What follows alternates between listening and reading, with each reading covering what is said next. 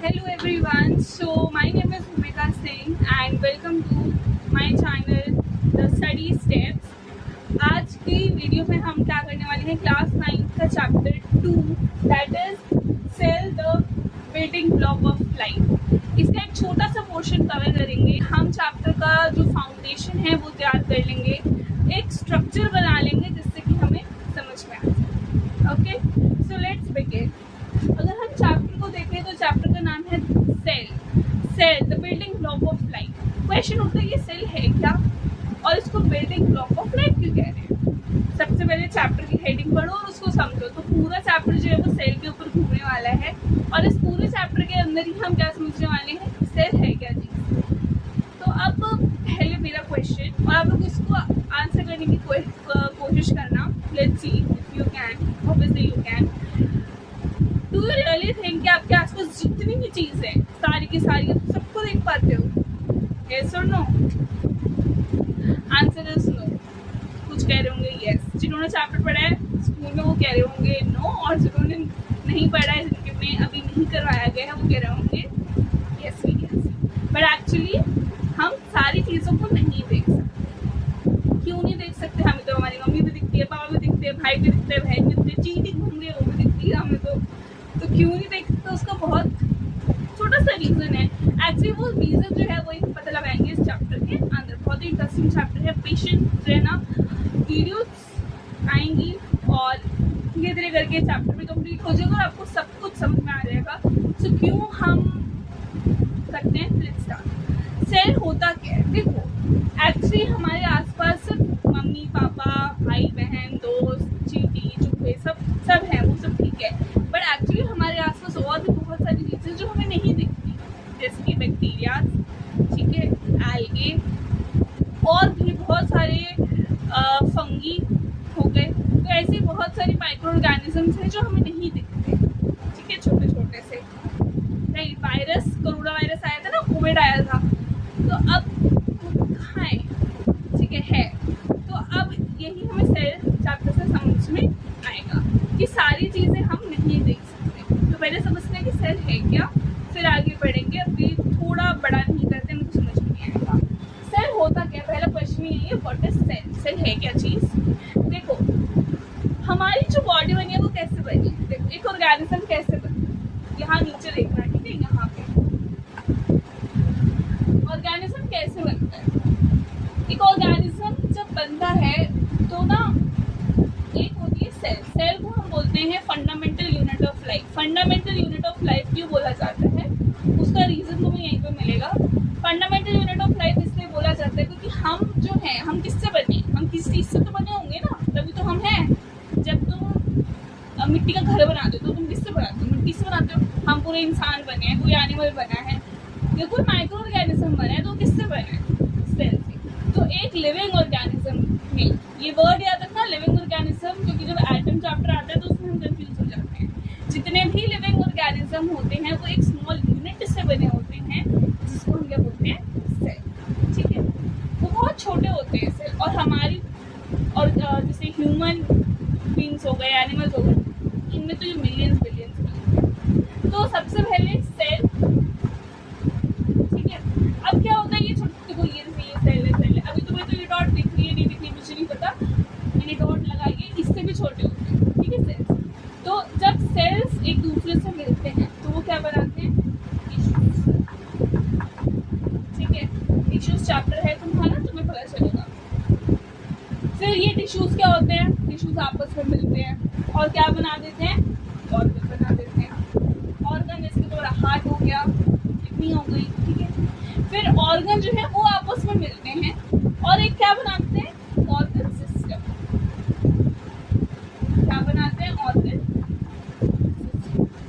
और फिर organ system में से तुम्हारा एक्सक्रीटरी सिस्टम हो गया, रेस्पिरेटरी सिस्टम हो गया, ठीक है। रेस्पिरेटरी सिस्टम कैसे बने, उसमें लंग्स है ना, आपकी विंड पाइप, तो ये सारे क्या है, ऑर्गन्स है। ये ऑर्गन्स मिलकर उन्होंने क्या बनाया, आपको ऑर्गन सिस्टम बनाया। अब ये ऑर्गन सिस्टम जो है वो आपस में मिलते हैं और तब क्या बनाते हैं, पूरा का पूरा ऑर्गेनिज्म। ये रीजन है कि हम सेल को क्या बोलते हैं, फंडामेंटल यूनिट ऑफ लाइफ, या फिर जो चैप्टर का नाम है the building block of life. Building block of life की बोला जाता है, जैसे तुम छोटे जब थे तुमने खेला होगा ना, वो पता नहीं कुछ आता था, ब्लॉक्स होते थे और उससे तुम कभी घर बनाते थे, कभी कुछ बनाते थे, तो क्या करते, एक एक करके उसको जोड़ते थे और पूरा बनाते थे। सिमिलरली जब आप ऑर्गेनिज्म की बात करते हैं, वो भी तो एक एक करके बनाए। पहले सेल्स है, सबसे छोटी इकाई हमारी। सेल से क्या बने, टिश्यूज बने, ठीक है, टिश्यूज से क्या बने, ऑर्गन बने, ऑर्गन से क्या बने, ऑर्गन सिस्टम बने, और ऑर्गन सिस्टम से ऑर्गेनिज्म, ठीक है। तो ये हमारा रीजन है, इसलिए हम क्या बोलते हैं कि सेल हमारा क्या है, बिल्डिंग ब्लॉक ऑफ लाइफ है, या फिर फंडामेंटल यूनिट ऑफ लाइफ भी इसे बोलते हैं, ठीक है। स्ट्रक्चरल समझ में आ गया, बेसिक स्ट्रक्चर की पूरा, इसलिए हमारा ढांचा पूरा तैयार करें जैसे घर का होता है। और फंक्शन भी बोलते हैं, ये तो मैं आगे चैप्टर में और अच्छे से समझ में आ जाएगा। अभी तो इतना समझ लो, फंक्शनल हम इसको इसलिए बोल रहे हैं क्योंकि ये जो सेल्स होते हैं ये काम भी करते हैं हमारी बॉडी के, इनको ना काम सौंपा होता है कि तुम्हें ये करना है, तुम्हें ये करना है, तुम्हें ये करना है। जैसे क्लास में कुछ बच्चे को, एक बच्चे को काम दिया होता है कि उनकी इंग्लिश की कॉपी कलेक्ट करनी है, एक को वो काम दिया होता है कि तुम हाइजीन चेकिंग करनी है, तो काम बढ़ गए ना। सिमिलरली जो सेल्स होते हैं उनमें काम बटा होता है, इसलिए वो हम उसको क्या बोलते हैं, फंक्शनल यूनिट ऑफ लाइफ, क्योंकि वो अल्टीमेटली क्या कर रहे हैं, काम कर रहे हैं, फंक्शन परफॉर्म कर रहे हैं हमारी बॉडी के अंदर। तो ये जो रीजन था कि क्यों फंक्शनल यूनिट बोलते हैं, स्ट्रक्चरल क्यों बोलते हैं, स्ट्रक्चरल इसलिए बोलते हैं क्योंकि वो पूरे ढांचे बना रहा है, एक पूरा फ्रेमवर्क तैयार कर रहा है एक दिन से। और सेल क्या है वो पता चल गया। सेल का तो मैं फिगर भी ड्रॉ कर पाऊंगी तो और समझ में आ जाएगा जब हम, तो वो मैं तुम्हें नेक्स्ट, ठीक है। अभी आते हैं हम अगले कॉन्सेप्ट पे जो कि है तुम्हारा थर्मोफाइल्स, ठीक है। अब इसमें भी तुम्हें क्या करना है, वर्ड को पकड़ना है। वर्ड, थर्मो का मतलब क्या होता है, थर्मो मतलब क्या होता है, याद आ रहा है, थर्मो पढ़ा होगा ये 7th 8th में, थर्मो वर्ड आता है। थर्मामीटर, थर्मामीटर से हम क्या करते हैं, थर्मामीटर से हम अपना टेम्परेचर डायग्नोज करते हैं, तो हमें हमारा टेम्परेचर हम देखते हैं कितना है, यानी कि बेसिकली आप हीट ही तो देख रहे हो, तो यानी कि थर्मो का मतलब क्या होता है, हीट होता है, ठीक है।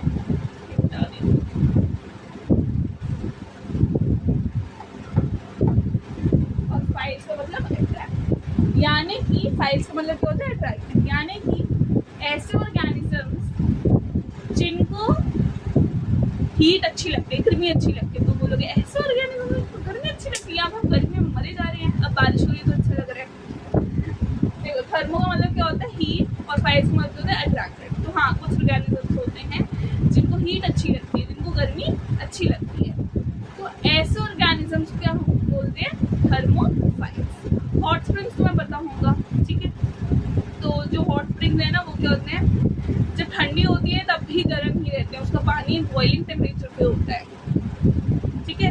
तो वो उसके वो एक बहुत अच्छा एग्जाम्पल है, मुझे नाम याद नहीं आ रहा, अभी मैं देखा तो दिया हुआ है। हॉट स्प्रिंग्स क्या होते हैं, ठंडी होती है तब भी उसका जो टेम्परेचर होता है वो अच्छा खासा गर्म होता है, अच्छा टेम्परेचर हाई होता है, ठीक है। तो आपके हॉट स्प्रिंग्स जो होते हैं, हॉट स्प्रिंग्स में आपको थर्मोफाइल्स मिलेंगे, क्योंकि इन्हें क्या पसंद है, हीट पसंद है, मतलब जहाँ पे हीट है मैं वहीं पर, ठीक है। तो वो ऑर्गेनिज्म जिनको हीट पसंद है उनको अपना बोलते हैं थर्मोफाइल्स। छोटा सा कॉन्सेप्ट है थर्मोफाइल्स, जान गया। नेक्स्ट हमारा आता है multi cellular and unicellular organism. Multi cellular और यूनिसेलुलर ऑर्गेनिज्म मैं तुम्हें और अच्छे से भी कराऊंगी, बट अभी के थोड़ा सा समझ लो, ठीक है। बुक में थोड़ा सा बताया हुआ है भी छोटा ऐसे वैसे, अभी बता दो। यूनिसेलुलर ऑर्गेनिज्म और मल्टी सेलुलर ऑर्गेनिज्म के बीच में का अंतर देखो, याद रखो। यूनि का मतलब क्या होता है, यूनि का मतलब क्या होता है, सिंगल। क्या होता है, इजाजत सिंगल, यूनि मतलब कि सिंगल, यानी कि, और सेलुलर का मतलब क्या होता है, सेलुलर का मतलब होता है सेल, ठीक है। यूनिसेलुलर, तो यूनि यानी कि सिंगल और सेलुलर यानी कि सेल, यानी कि यूनिसेलुलर ऑर्गेनिज्म वो ऑर्गेनिजम्स होते हैं जो सिर्फ और सिर्फ किससे बने, एक सेल से बने। वो काम ही पूरा कौन कर रहा है उनका, वो एक सेल कर रहा है, क्योंकि वो बने ही एक सेल से, ठीक है। तो ऐसे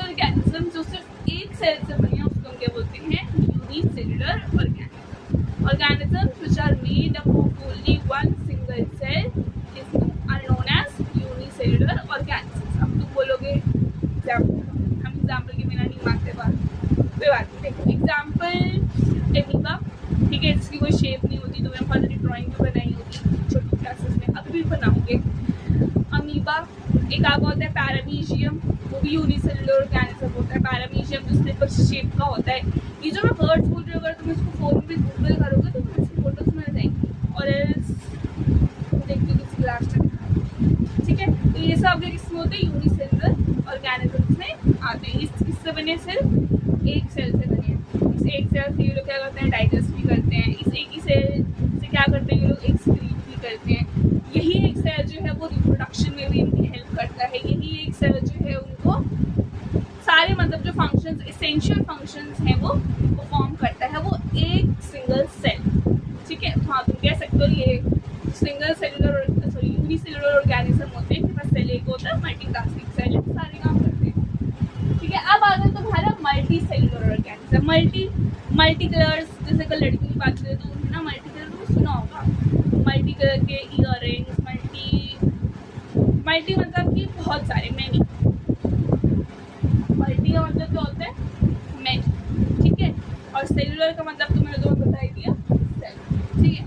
यानी कि ऐसे ऑर्गेनिज्म जिनके अंदर क्या होते हैं, बहुत सारे सेल्स होते हैं, ठीक है। बहुत सारे organism which are made up of many cells, ठीक है। बिलियंस में होते हैं, ठीक है। अब तुम बोलोगे एग्जाम्पल बताओ, एग्जाम्पल तुम खुद दो, क्योंकि तुम भी क्या हो, मल्टी सेलुलर ऑर्गेनिज्म हो। क्या तुम एक सेल से बने हो, खुद सोचे नहीं, बहुत सारे सेल्स हैं हमारी बॉडी के अंदर, ठीक है। तो हम क्या है, मल्टी सेलुलर ऑर्गेनिज्म। अगर आप एनिमल्स की बात करोगे, लायन, टाइगर, एक्सेट्रा, ये भी हैं मल्टी सेलुलर ऑर्गेनिज्म। प्लांट्स की बात करें तो प्लांट्स किससे बने, बहुत सारे सेलुलर से बने हैं, तो इनको भी हम क्या बोलेंगे, मल्टी सेलुलर ऑर्गेनिज्म। तो सिंपल सा डिफरेंस ये है, यूनिसेलुलर ऑर्गेनिज्म जो होते हैं आपके, वो सिंगल सेल से बने होते हैं, सिर्फ एक सेल, और जो मल्टी सेलुलर ऑर्गेनिज्म होते हैं वो बहुत सारे सेल से बने, ठीक है। नेक्स्ट आपका जो टॉपिक है वो है हाउ टू स्टडी सेल्स। अब क्वेश्चन ये उठना चाहिए कि देखो, आपने बोला कि हमें हर चीज नहीं दिखती, माइक्रो ऑर्गेनिज्म हमें नहीं दिखते, तो आखिरकार ये जो साइंटिस्ट निकालते हैं कि वायरस आ गया, बैक्टीरिया आ गया, इन्हें कैसे पता चलता है कि ये आ गया? इनके पास दिव्य आंखें होती है, दिव्य दृष्टि होती है, जो इन्हें दिख जाता है? नहीं, ये एक स्पेशल टूल यूज करते हैं जिसको आप क्या बोलते हो, माइक्रोस्कोप। क्या बोलते हो,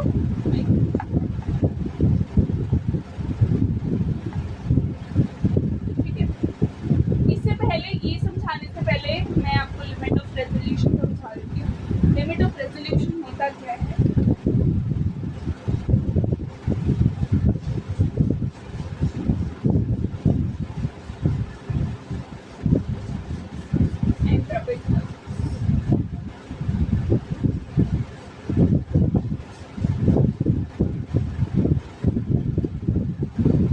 देखो, लिमिट ऑफ रेजोल्यूशन होता क्या है?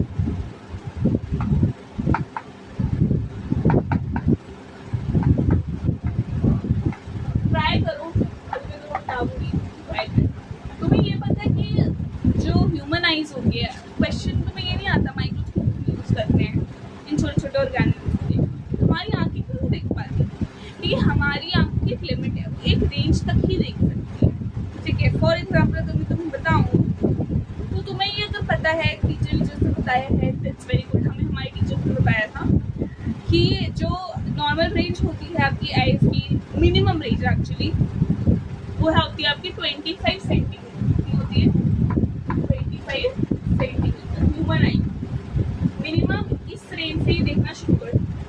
अगर ये 24.05 भी हो गया, 24.5 भी हो गया, तब भी आपकी नज़रों में ना क्लैरिटी नहीं आएगी। जैसे अगर आप बुक लो, ट्राई करो, अगर आपने बुक ले रखी है साइंस में, ठीक है, अगर आप इसको 25 सेंटीमीटर या ऐसे रखे पढ़ते हो तो आपको क्लियरली दिखता है, साफ साफ दिखता है, ऐसे नहीं अंधे हुए, सब कुछ साफ साफ दिखता है, क्लैरिटी होती है देखने में।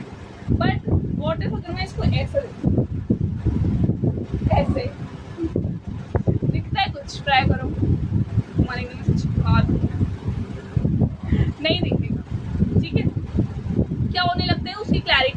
कम होने लगती है, तुम्हें ब्लर दिखने लगता है, उसकी क्लैरिटी कम हो जाती है, तुम्हें एक पॉइंट पे ऐसा लगता है कि सब कुछ एक ही एक डॉट है काला सा बस, है ना। तो क्लैरिटी क्या हो जाती है, रिड्यूस हो जाती है। ये है आपका लिमिट ऑफ रेजोल्यूशन। ह्यूमन आई जो है वो 25 सेंटीमीटर का मिनिमम पॉइंट है जहाँ से वो क्लियरली देख सकती है, ठीक है।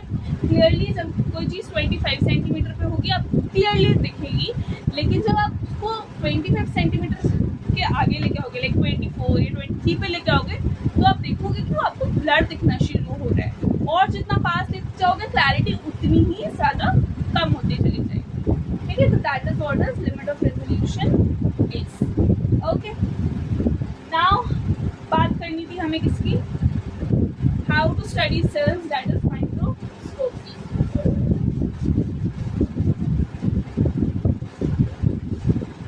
माइक्रोस्कोप, देखो माइक्रोस्कोप जो है तुम्हारा, इसमें पहले तुम्हें कुछ उसके देखने पड़ेंगे कि माइक्रोस्कोप जो है ये सेल्स जो हैं इनको डिस्कवर किसने करा। तो याद रखना एक साइंटिस्ट थे जिनका नाम क्या था, रॉबर्ट हुक। क्या नाम था, रॉबर्ट। तो पहले के लोग रॉबर्ट नाम होते, रॉबर्ट।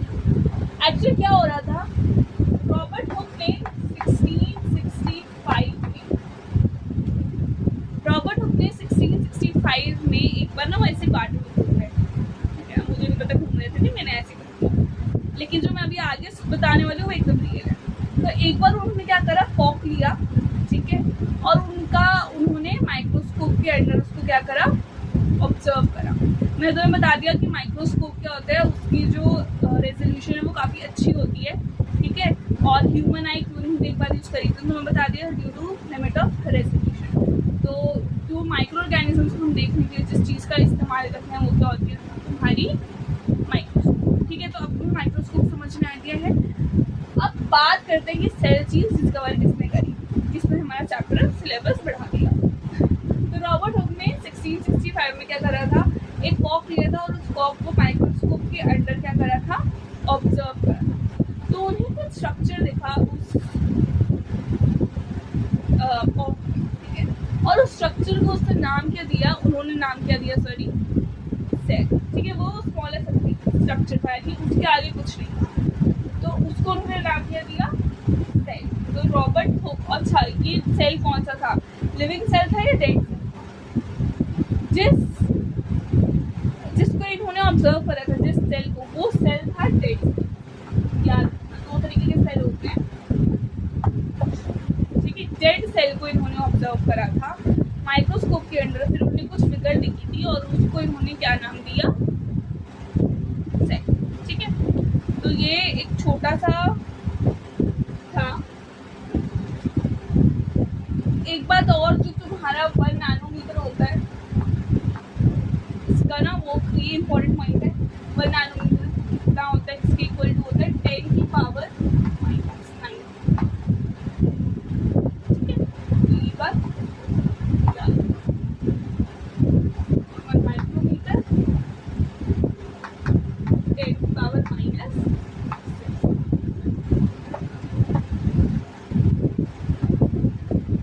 समझ में आ गया। तो रॉबर्ट हुक ने 1665 में माइक्रोस्कोप के अंदर एक कॉक को ऑब्जर्व करा, उन्हें एक स्ट्रक्चर दिखा, उसको उन्होंने नाम क्या दिया, सेल, ठीक है। जिस सेल को उन्होंने ऑब्जर्व करा था वो एक डेड सेल था, वो लिविंग सेल नहीं था, ठीक है। फिर 1 नैनोमीटर किसके इक्वल होता है, 10 की पावर -9 मीटर के, बात तो पता होनी चाहिए, MCQ माना जाता है। और 1 माइक्रोमीटर किसके इक्वल होता है, 10 की पावर -6 मीटर के, ठीक है। अब एक बार थोड़ा सा समरी इसके ले लेते हैं कि हमने क्या क्या पढ़ा। तो हमने सबसे पहले क्या पढ़ा, व्हाट इज सेल। सेल क्या होता है, सेल सबसे स्मॉलेस्ट यूनिट होती है लाइफ की, ठीक है। हम इसको स्ट्रक्चरल यूनिट क्यों बोलते हैं, क्योंकि यही फ्रेमवर्क बनाता है पूरे ऑर्गेनिज्म का, ठीक है। फंक्शनल क्यों बोलते हैं, फंक्शनल यूनिट इसलिए बोलते हैं कि सारे काम जो है वो कौन करते हैं, अल्टीमेटली बॉडी में अगर देखें सेल्स ही परफॉर्म कर रहे हैं। आप सांस ले पा रहे हो, सेल्स की वजह से ले पा रहे हो, डाइजेशन हो रहा है, सेल्स कर रहे हैं, क्योंकि अल्टीमेटली मूल में क्या है, सेल है, हम सेल से ही बने हुए हैं, ठीक है।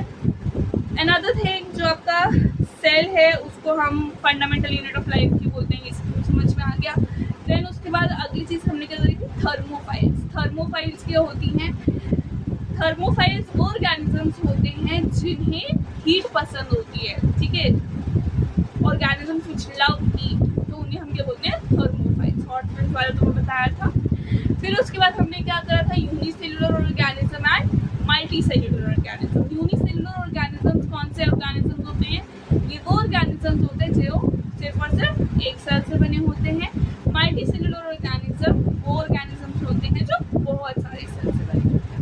यूनिसेल्युलर का एग्जाम्पल क्या हुआ? तुम्हारा एमीबा, पैरामीशियम, और मल्टी सेल्युलर के मोस्ट कॉमन जो तुम्हारे एग्जाम्पल्स हैं वो ह्यूमन बीइंग एंड एनिमल्स हैं, ठीक है। एंड नेक्स्ट जो आपका है, हमने क्या करा था? Limit of resolution. Limit of resolution में मैंने तुम्हें बताया था कि ह्यूमन आई क्यू जो है वो माइक्रो ऑर्गेनिजम्स को नहीं देख पाती। क्यों नहीं देख पाती? क्योंकि मिनिमम रेंज जहाँ से उनको क्लैरिटी देती है वो होती होगी 25 सेंटीमीटर, ठीक है। उसके पीछे अगर जाओगे 24 पे तो क्लैरिटी कम हो जाती है, और तुम मानोगे नहीं एक डॉट से भी छोटे होते हैं सेल्स। कैसे देख लीजिए, माइक्रो ऑर्गेनिजम्स एक डॉट से भी छोटे हैं, कुछ ज़्यादा ही छोटे होते हैं, ठीक है, तो नहीं दिखेंगे, ऑब्वियसली बात है, वो हमारी रेंज में ही है। नेक्स्ट फिर हमने पढ़ा how to study cells. How to study cells, कैसे हम सेल्स कैसे देखते हैं? माइक्रोस्कोप की मदद से देखते हैं। माइक्रोस्कोप आपका एक टूल है जिससे हम माइक्रो ऑर्गेनिजम्स को देख पाते हैं। इसके अंदर 3 चीज़ें याद रखना, मुझे अभी याद नहीं। माइक्रोस्कोप में 3 चीज़ें मोस्ट इम्पोर्टेंट होती हैं जो तुम्हें ध्यान रखनी है कि माइक्रोस्कोप का जो रेजोल्यूशन है वो बहुत अच्छा होना चाहिए, ठीक है, तब तुम सेल को ज़्यादा बेहतर से समझ पाओगे या उसको ऑब्जर्व कर पाओगे, ठीक है। सेकेंड आपको होता है कंट्रास्ट, ठीक है, माइक्रोस्कोप का कंट्रास्ट अच्छा होना चाहिए, यानी कि उसकी कलर्स वगैरह हैं तुम्हें सही से कुछ दिखे, ठीक है। एंड थर्ड उसकी मैग्निफिकेशन, ठीक है, वो अच्छा होना चाहिए। देन नेक्स्ट थिंग हमने क्या पढ़ी थी? माइक्रोस्कोप हो गया, लिमिट ऑफ रेजोल्यूशन हो गया, और ये बताया था मैंने कि रॉबर्ट हुक जो हैं उन्होंने 1665 में कॉक जो है कॉक सेल उसको ऑब्जर्व करा था अंडर द माइक्रोस्कोप, जो कि क्या था? एक डेड सेल था, और उसके अंदर उन्होंने एक स्ट्रक्चर दिखा, ठीक है, जिसको उन्होंने नाम के दिया सेल। फिर तुम्हारी थ्योरी आई है, और ये पहले तो इन्होंने डिस्कवर करा है सेल को। एंड ये मैंने तुम्हें बताया था कि 1 नैनोमीटर किसके इक्वल होता है?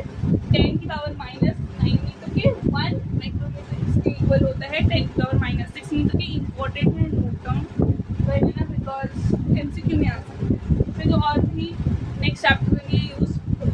Thank you for watching. If you like